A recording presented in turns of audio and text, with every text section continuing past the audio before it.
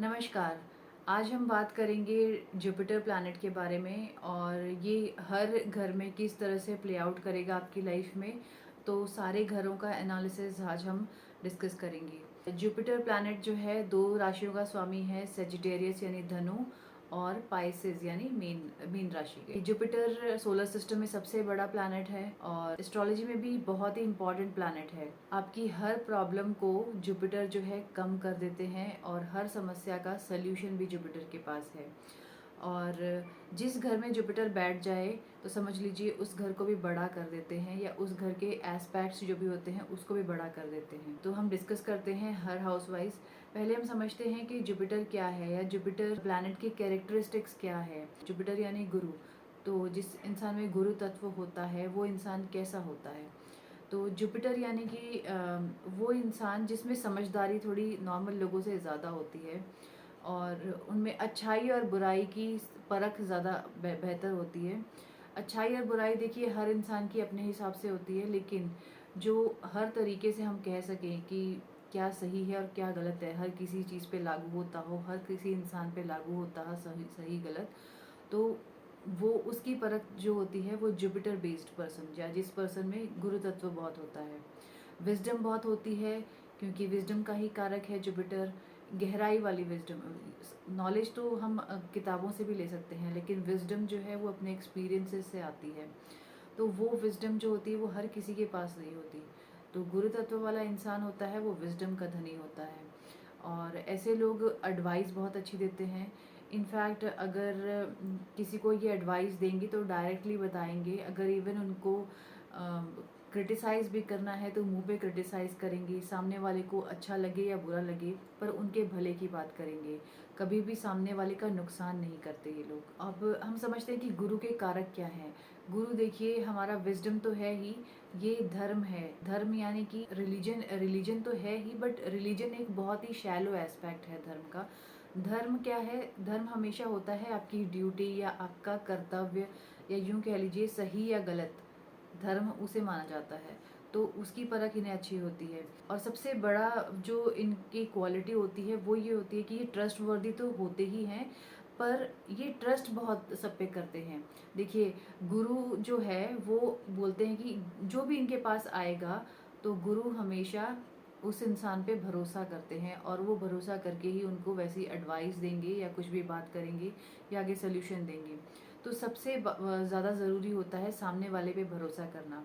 देखिए आपको भी ना अगर अपनी लाइफ में गुरु तत्व को बढ़ाना है, विजडम लानी है अपने अपने अंदर, तो आप गुरु तत्व को बढ़ाइए। उसके लिए आप क्या कर सकते हैं कि आप सामने वाले पे भरोसा करना सीखें। कई बार ऐसा होता है कि हमारी लाइफ में हमें इतने धोखे मिले होते हैं तो हम उसके बाद आने वाले हर पर्सन को डाउट करते हैं, जबकि इससे आपका गुरु वीक होता है। ज़रूरी नहीं है कि आपके साथ अगर 10 बार 20 बार चीटिंग हो गई है तो हर बार ही होगी। उसके बाद हो सकता है आपके पास बहुत अच्छे लोग भी आए हों, लेकिन आपने वो अपॉर्चुनिटी गंवा दी और उन लोगों पे डाउट किया, तो हो सकता है वो इंसान और अच्छा निकलता। बट आपके साथ प्रीवियसली मतलब पहले बहुत धोखे हो रखे हैं या किसी ने आपको चीट किया है, तो उसके बेसिस पे आप नए इंसान पर, उसके बाद किसी इंसान पे आप भरोसा नहीं करते हैं। तो गुरु तत्व जगाने के लिए, विजडम आप में आए उसके लिए आपको ट्रस्ट करना बहुत ज़रूरी है। भले ही 10 लोग आपको चीटिंग कर जाएं, पर हो सकता है कि आपको बहुत सारे लोग बहुत फ़ायदा भी करके जाएंगे। और गुरु की क्वालिटी ये होती है कि ये जजमेंटल नहीं होते हैं, ये एक्सेप्टिंग नेचर के होते हैं। क्योंकि गुरु बेस्ड पर्सन जो होता है या वैसे भी हमारे जो मेंटर, गाइड या गुरु होते हैं, उनकी बेसिक क्वालिटी यही होती है कि वो जजमेंटल नहीं होते हैं। कोई भी इंसान जैसा भी है, कैसा भी क्वेश्चन करे, कैसी भी एडवाइस ले, वो हमेशा हेल्प ही करेंगे, आपको जज नहीं करेंगे। साथ ही साथ इनमें एक्सेप्टिंग नेचर होता है, ये सबको एक्सेप्ट करते हैं। ये क्रिटिसाइज करने में इतना बिलीव नहीं करते, जबकि क्रिटिसाइज करेंगे तो मुंह पे करेंगे। ऐसे छोटी छोटी बातों को लेके खिटपिट करना या छोटी बातों को लेके कंप्लेंट करना इन लोगों की आदत नहीं होती है। और जुपिटर बेस्ड पर्सन जो होता है, जुपिटर बेस्ड पर्सन से मेरा मतलब है कि लग्न में अगर आपके जुपिटर है या फिर मून राशि आपकी जुपिटर है, तो इनमें गुरु तत्व जो होता है बाकी लोगों के कंपैरिजन में काफ़ी ज़्यादा होता है। और फिजिकलिटी की बात करें तो थोड़े मोटे होते हैं ये लोग, मतलब हेल्दी होते हैं। और गुरु क्योंकि बड़ा है तो थोड़ा मोटापा भी होता है और इनको स्वीट टूथ होता है इनका, इनको मीठा खाने का बहुत शौक होता है। गुरु हमेशा बड़ा सोचता है, छोटा नहीं सोचते कभी भी। जो इंसान गुरु तत्व वाला होगा ना, वो कभी छोटा नहीं सोचेगा, ना ही छोटी बातों पे उनका ध्यान जाता है, ना ही खर्चा भी करेंगे तो बड़ा खर्चा करेंगे, खुल के खर्चा करते हैं। इसलिए इनके पास कैश फ्लो भी बहुत अच्छा रहता है। मतलब ये समझ लीजिए जुपिटर की कृपा है, पैसे के धनी होते हैं, अच्छा पैसा इनके पास आता ही रहता है। और लाइफ के हर एस्पेक्ट में ये गहराई से सोचते हैं और बड़ा सोचते हैं। तो अब हम एनालाइज करेंगे कि आपके बर्थ चार्ट में जहाँ भी जुपिटर है तो वो किस तरह से आपको कहाँ पे आपको फ़ायदा कर सकते हैं या कुछ नुकसान भी होंगे, तो वो भी हम डिस्कस करेंगे।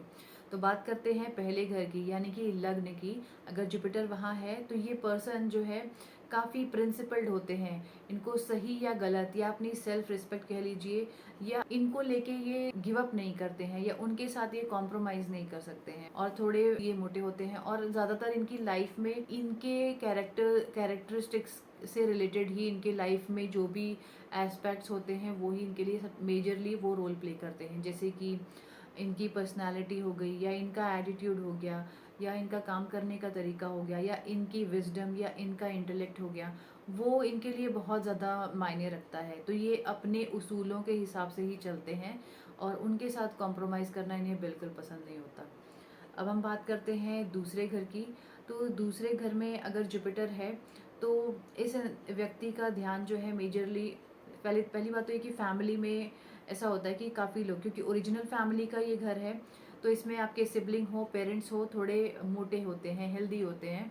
और इस पर्सन का जो है मोस्टली मेजरली ध्यान जो रहता है या फोकस जो रहता है वो इन्वेस्टमेंट में बहुत रहेगा, या घर के एसेट्स बनाने में बहुत रहेगा।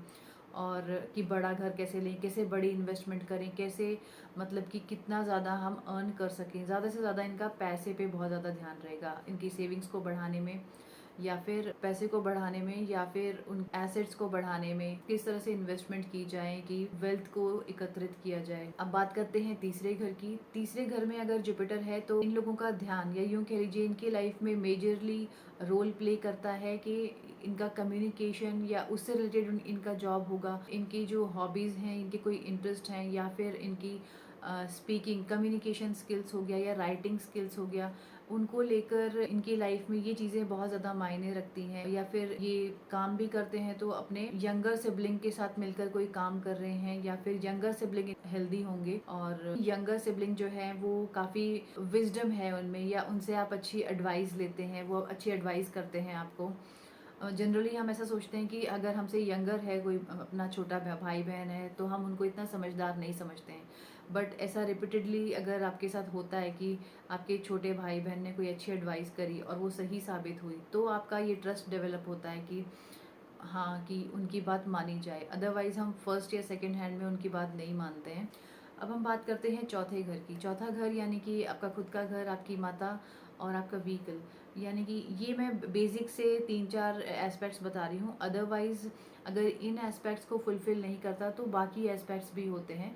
बट 80% लोगों के इन्हीं चीज़ों में कवर हो जाता है। इन्हीं एस्पेक्ट्स में हर घर के मेजरली 3-4 एस्पेक्ट्स में ही मैचिंग हो जाती है। तो अगर 4th हाउस में आपके जुपिटर है, इट मीन्स कि आपकी मदर या तो मोटी होंगी, और हो सकता है कि आपको जो है आपका घर बड़ा है, बड़े साइज़ का घर है, आपको खुले में रहना पसंद है, आपको बड़ा घर चाहिए, आपको कंफर्ट आपको आपके लिए बहुत ज़रूरी है। और अगर आपको गाड़ी भी लेनी है, बस बड़ी गाड़ी ही होगी, और इनको बड़ी गाड़ी ही पसंद होती है। और आप अपनी मदर से अच्छी एडवाइस ले सकते हैं, क्योंकि उनका उनमें गुरु तत्व है, वो बहुत अच्छी एडवाइस करती हैं, वो समझदार हैं, या उनमें काफ़ी विजडम है। अब बात करते हैं 5th हाउस की।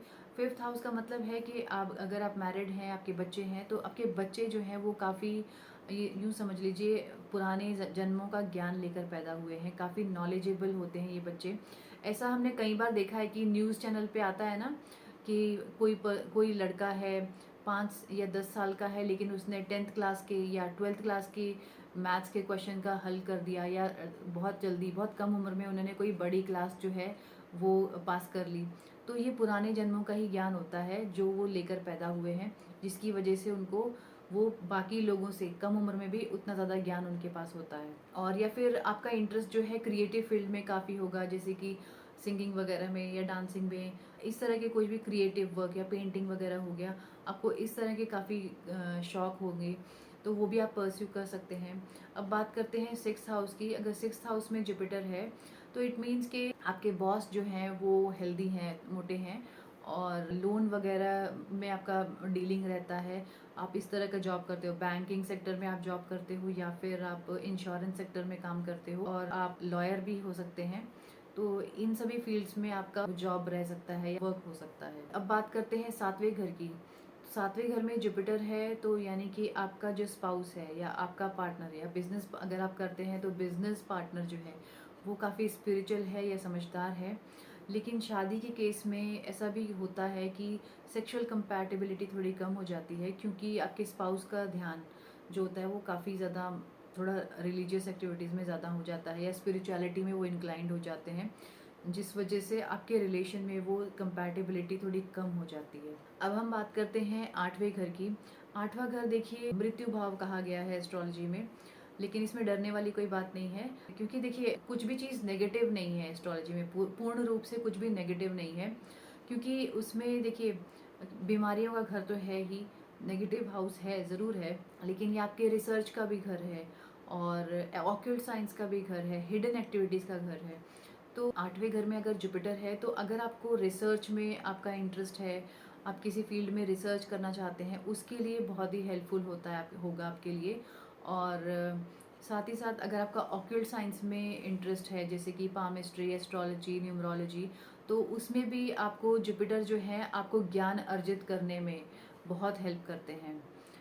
बट थोड़ा नेगेटिव इसलिए हो जाता है क्योंकि ये हाउस थोड़ा नेगेटिव होता है, तो इसलिए जुपिटर अपनी जितनी उनकी पावर है ना वो उतनी आपको उतनी हेल्प नहीं कर पाते हैं। बस इतना सा ही डिफरेंस है। अदरवाइज जुपिटर खुद में ही बहुत पॉजिटिव हैं या आपको हमेशा रक्षा करते हैं, किसी ना किसी तरह से आपको फ़ायदा ही पहुंचाएंगे। अब बात करते हैं नौवें घर की। नौवां घर यानी कि आपके पिता जो हैं आपके लिए गुरु समान हैं, आपको अच्छी एडवाइस करते हैं, और वो मोटे हो सकते हैं या फिर मोटे नहीं है तो एटलीस्ट पेट मोटा होगा, ऐसा हो देखा गया है। उनको मीठा खाने का शौक हो सकता है। आपका रिलीजन और स्पिरिचुअलिटी में इंक्लाइनेशन, और आपका लॉन्ग ट्रैवल में काफ़ी इंटरेस्ट होगा, तो इन चीज़ों में आप करियर भी परस्यू कर सकते हैं। वैसे स्पिरिचुअलिटी हो गया या फिर एस्ट्रोलॉजी में भी आप करियर परस्यू कर सकते हैं, जैसे कि आपको रिलीजियस बुक्स पढ़ने का शौक हो या फिर हायर स्टडीज़ के लिए आप फॉरेन ट्रैवल कर सकते हो, तो उसके लिए भी ऐसा देखा गया है कि जिन लोगों के नौवें घर में जुपिटर है तो फॉरेन कंट्री में पढ़ने ट्रैवल कर रहे हैं, लॉन्ग डिस्टेंस ट्रैवल जो है उसका योग बनता है। अब बात करते हैं 10वें घर की।